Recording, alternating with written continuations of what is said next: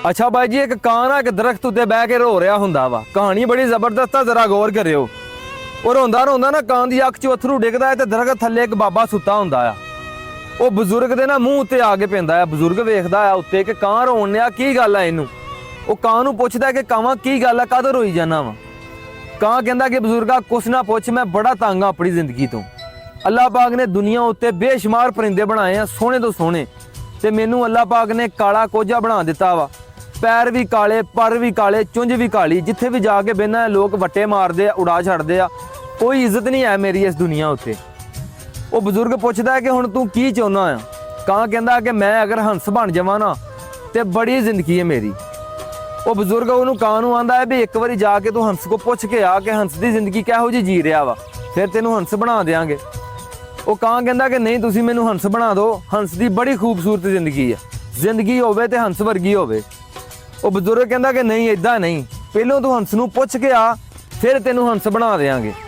ਉਹ ਕਾਂ ਉੱਡਦਾ ਹੰਸ ਕੋ ਜਾਂਦਾ ਹੈ, ਹੰਸ ਨੂੰ ਜਾ ਕੇ ਆਂਦਾ ਆ ਵੀ ਹੰਸ ਸੁਣਾ, ਕਿੱਦਾਂ ਤੇਰੀ ਜ਼ਿੰਦਗੀ ਜਾ ਰਹੀ ਆ, ਤੂੰ ਖੁਸ਼ ਆ ਆਪਣੀ ਜ਼ਿੰਦਗੀ ਤੋਂ। ਹੰਸ ਕਹਿੰਦਾ ਕਿ ਮੇਰੀ ਕਾਹਦੀ ਜ਼ਿੰਦਗੀ ਆ, ਸਾਰੀ ਦਿਹਾੜੀ ਪਾਣੀ ਵਿੱਚ ਲੰਘ ਜਾਂਦੀ ਆ, ਦੂਰੋਂ ਖਲੋਤਾ ਮੈਂ ਵੇਖਦਾ ਨਹੀਂ, ਜਿੱਥੇ ਵੀ ਵੇਖਦਾ ਆ ਲੋਕ ਵੱਟੇ ਮਾਰਦੇ ਮੈਨੂੰ, ਮੈਂ ਬੜਾ ਤੰਗ ਆ ਆਪਣੀ ਜ਼ਿੰਦਗੀ ਤੋਂ। ਹੁਣ ਕਾਂ ਹੰਸ ਦੀ ਗੱਲ ਸੁਣ ਕੇ ਨਾ ਬੜਾ ਹੈਰਾਨ ਹੁੰਦਾ ਆ। ਉਹ ਹੰਸ ਕੋ ਪੁੱਛਦਾ ਹੈ ਕਿ ਤੂੰ ਕੀ ਚਾਹੁੰਦਾ ਆਪਣੀ ਜ਼ਿੰਦਗੀ ਵਿੱਚ। ਉਹ ਹੰਸ ਕਹਿੰਦਾ ਕਿ ਮੈਂ ਚਾਹੁੰਦਾ ਅੱਲਾਹ ਪਾਕ ਮੈਨੂੰ ਦੂਸਰੀ ਜ਼ਿੰਦਗੀ ਦੇਵੇ ਨਾ, ਤੇ ਮੈਂ ਤੋਤਾ ਬਣਨਾ ਚਾਹੁੰਦਾ ਆ। ਜ਼ਿੰਦਗੀ ਤੇ ਤੋਤੇ ਦੀ ਆ। ਉਹ ਕਾਂ ਹੁਣ ਹੰਸ ਦੀ ਗੱਲ ਸੁਣ ਕੇ ਨਾ ਬੜਾ ਪਰੇਸ਼ਾਨ ਹੋ ਜਾਂਦਾ ਕਿ ਹੰਸ ਕੀ ਕਹੀ ਜਾਂਦਾ ਆ। ਉਹ ਉੱਥੋਂ ਉੱਡਦਾ ਕਿ ਤੋਤੇ ਕੋਲ ਚਲਾ ਜਾਂਦਾ ਆ। ਤੋਤੇ ਨੂੰ ਜਾ ਕੇ ਹੁਣ ਇਹ ਗੱਲ ਪੁੱਛਦਾ ਹੈ ਕਿ ਤੋਤਿਆ ਸੁਣਾ, ਕਿੱਦਾਂ ਜਾ ਰਹੀ ਹੈ ਤੇਰੀ ਜ਼ਿੰਦਗੀ।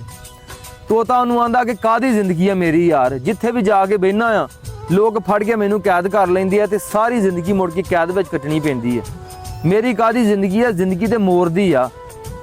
ਉਹ ਤੋਤਾ ਹੁਣ ਕਾਂ ਉੱਥੋਂ ਉੱਠਦਾ ਆ ਤੋਤੇ ਕੋਲੋਂ ਤੇ ਜਾ ਕੇ ਮੋਰ ਕੋਲ ਚਲਾ ਜਾਂਦਾ। ਮੋਰ ਨੂੰ ਜਾ ਕੇ ਹੁਣ ਇਹ ਗੱਲ ਪੁੱਛਦਾ ਹੈ ਕਿ ਮੋਰਾ ਸੁਣਾ, ਕਿੱਦਾਂ ਜਾ ਰਹੀ ਹੈ ਤੇਰੀ ਜ਼ਿੰਦਗੀ, ਖੁਸ਼ ਆਂ ਤੂੰ ਆਪਣੀ ਜ਼ਿੰਦਗੀ ਤੋਂ। ਮੋਰ ਕਹਿੰਦਾ ਕਿ ਯਾਰ ਮੇਰੀ ਕਾਹਦੀ ਜ਼ਿੰਦਗੀ ਆ, ਸਾਰੀ ਜ਼ਿੰਦਗੀ ਚਿੜੀਆਂ ਘਰਾਂ ਵਿੱਚ ਗੁਜ਼ਰ ਜਾਂਦੀ ਆ। ਲੋਕ ਆਉਂਦੇ ਆ, ਤਸਵੀਰਾਂ ਖਿੱਚਦੇ ਆ, ਸੋਟੀਆਂ ਮਾਰਦੇ ਆ, ਪਰ ਮੇਰੇ ਖਿੱਚ ਲੈਂਦੇ ਆ, ਪੈਰ ਮੇਰੇ ਵੇਖ ਕਿੱਡੇ ਕੋਝੇ ਆ, ਮੇਰੀ ਕਾਹਦੀ ਜ਼ਿੰਦਗੀ ਆ, ਸਾਰੀ ਜ਼ਿੰਦਗੀ ਤੇ ਮੈਂ ਚਿੜੀਆਂ ਘਰਾਂ ਵਿੱਚ ਕੈਦ 'ਚ ਕੱਢ ਦੇਣਾ ਆ। ਮੈਂ ਚਾਹੁੰਦਾ ਹੈ ਕਿ ਮੈਨੂੰ ਅੱਲਾਹ ਪਾਕ ਦੂਸਰੀ ਜ਼ਿੰਦਗੀ ਦੇਵੇ ਨਾ, ਤਾਂ ਮੈਂ ਕਾਂ ਬਣਨਾ ਚਾਹੁੰਦਾ ਹਾਂ। ਹੁਣ ਕਾਂ ਉਹਦੀ ਗੱਲ ਸੁਣ ਕੇ ਬੜਾ ਹੈਰਾਨ ਹੋ ਜਾਂਦਾ ਆ ਕਿ ਮੈਂ ਤੇ ਕਿੱਡਾ ਨਾ ਸ਼ੁਕਰਾਂ ਆ। ਮੈਂ ਚਾਹੁੰਦਾ ਹੈ ਕਿ ਮੈਂ ਤੋਤਾ ਬਣਾ, ਹੰਸ ਬਣਾ, ਲੇਕਿਨ ਇਹ ਮੋਰ ਐਡਾ ਖੂਬਸੂਰਤ ਆ, ਇਹ ਚਾਹੁੰਦਾ ਕਿ ਮੈਂ ਕਾਂ ਬਣਾ। ਉਹ ਉੱਥੋਂ ਉੱਡਦਾ ਆ, ਫਿਰ ਬਾਬੇ ਕੋਲ ਚਲਾ ਜਾਂਦਾ ਆ। ਉਹ ਬਾਬਾ ਉਹਨੂੰ ਕਾਂ ਨੂੰ ਕਹਿੰਦਾ ਕਿ ਹਾਂ ਪੁੱਛ ਆਇਆ ਹੰਸ ਦਾ ਹਾਲ, ਹੁਣ ਤੈਨੂੰ ਫਿਰ ਹੰਸ ਬਣਾ ਦਈਏ। ਕਾਂ ਕਹਿੰਦਾ ਕਿ ਨਹੀਂ ਬਜ਼ੁਰਗਾ, ਮੈਂ ਜਿਹੋ ਜਿਹਾ ਹੈਗਾ ਹਾਂ ਨਾ, ਮੈਂ ਉਸੇ ਰੰਗ ਵਿੱਚ ਖੁਸ਼ ਹਾਂ। ਮੈਨੂੰ ਅੱਲਾਹ ਪਾਕ ਨੇ ਜਿਹੋ ਜਿਹਾ ਬਣਾ ਦਿੱਤਾ ਹੈ ਨਾ, ਮੈਂ ਉਹਦੇ ਵਿੱਚ ਹੀ ਖੁਸ਼ ਹਾਂ, ਮੈਂ ਹੰਸ ਨਹੀਂ ਬਣਨਾ।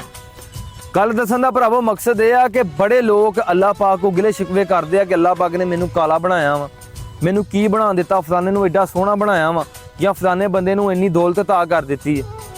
ਬਾਈ ਸਭ ਤੋਂ ਪਹਿਲਾਂ ਆਪਣੇ ਜਿਸਮ ਵੱਲ ਵੇਖਿਆ ਕਰੋ ਕਿ ਅੱਲਾਹ ਪਾਕ ਨੇ ਸਾਨੂੰ ਹੱਥ ਪੈਰ ਹਰ ਚੀਜ਼ ਸਲਾਮਤ ਦਿੱਤੀ ਆ।